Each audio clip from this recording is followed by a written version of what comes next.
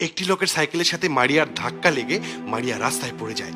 মারিয়া প্রচন্ড রেগে সজোরে লোকটিকে চড় দেয়। রাস্তা দিয়ে সাইকেল চালাস, মানুষজন দেখিস না? আমি খুবই দুঃখিত, আমি ভারসাম্য হারিয়ে ফেলেছিলাম, আমাকে ক্ষমা করবেন, আমি ইচ্ছা করে এমনটা করিনি। আপনি হুট করে সাইকেলের সামনে চলে আসলেন। মারিয়া লোকটার দিকে আরো সন্দেহ সুরে বলে, একে তো অপরাধ করেছিস, আবার বড় বড় কথা বলিস। দুটো সাইকেল কেন তোর সাথে? কোথা থেকে চুরি করেছিস? তোকে দেখে আমার সন্দেহ হচ্ছে, নিশ্চয়ই এই আরেকটা সাইকেল চুরি করেছিস। আমাদের এলাকায় এসব চলবে না। আমি কোনো চুরি করিনি। অবশ্যই চুরি করেছিস, যদি না করে থাকিস তাহলে দুটো সাইকেল কেন? আর পোশাক দেখে মনে হচ্ছে না এই সাইকেল তোর। আমি এক্ষুনি পুলিশকে ফোন দেবো। লোকটি এবার ভয় পেয়ে যায়। সে অনুরোধ করে বলে, আমি সাইকেল চুরি করিনি, বরঞ্চ আমি এটা ছিনতাইকারীর হাত থেকে নিয়ে এসেছি। এখন এটা যার সাইকেল তার কাছেই নিয়ে যাচ্ছি। মারিয়া আবারও তাকে উপহাস করে বলতে থাকে, মিথ্যে কথা বলার একটা সীমা আছে, আমি এখনই পুলিশকে ফোন দিচ্ছি। এবার লোকটি রাগে আর বিরক্তে বলে ওঠে, আপনার যা করার আপনি করতে পারেন। লোকটি সাইকেল দুটি নিয়ে চলে যায়। কিছুটা দূর যেতেই মারিয়া আর একজন পুলিশ অফিসার তার পথ আটকে দাঁড়ায়। স্যার, এই সেই চোর, এই লোকটা সাইকেল চুরি করেছে, আপনি অ্যারেস্ট করুন।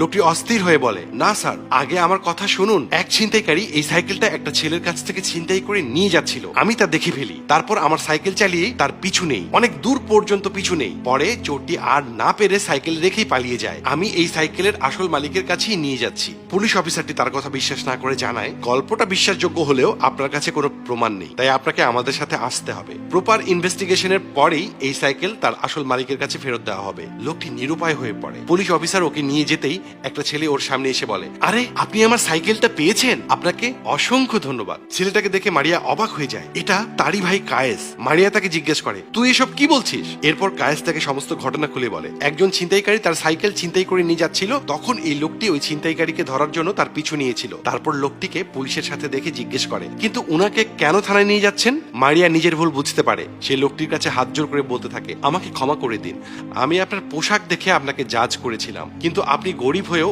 অচেনা মানুষের বিপদে ঝাঁপ দিয়েছেন। আপনার বিপদ হতে পারত জেনেও আপনি আমার ভাইয়ের সাইকেল ফেরত আনতে ছিনতাইকারীর পিছু নিয়েছিলেন, অথচ আমি কিনা আপনাকে পুলিশে ধরে দিচ্ছি। লোকটি মলিন ভাবে হেসে জবাব দেয়, আসলে আমাকে সবাই এভাবে বিচার করে, তবে ম্যাডাম, আমি জীবিকার দিক দিয়ে গরিব, কিন্তু কোনোদিনও কোনো মানুষের ক্ষতি চাইনি, আর আপনার প্রতিও আমার কোনো অভিযোগ নেই। লোকটি ছেলেটার মাথায় হাত দিয়ে হাসি মুখে বিদায় নেয়। মারিয়া তাকে ডাক দিয়ে বলে, আপনার মতো লোক আমাদের এলাকায় আছে, এটা জেনে আমার এখন অনেক ভালো লাগছে, আপনাকে অনেক অনেক ধন্যবাদ। আমরা খুব সহজেই একটা মানুষের পোশাক দেখে তাকে বিচার করে ফেলি, অথচ তার ভালো মন্দ গুণগুলোকে আমরা বিচার করি না। পোশাক নয়, মানুষের সুন্দর ব্যবহার, তার সৎকর্মই হলো তার আসল পরিচয়। মহান আল্লাহ আমাদের সবাইকে ভালো মানুষ হওয়ার তৌফিক দান করুন, আমিন।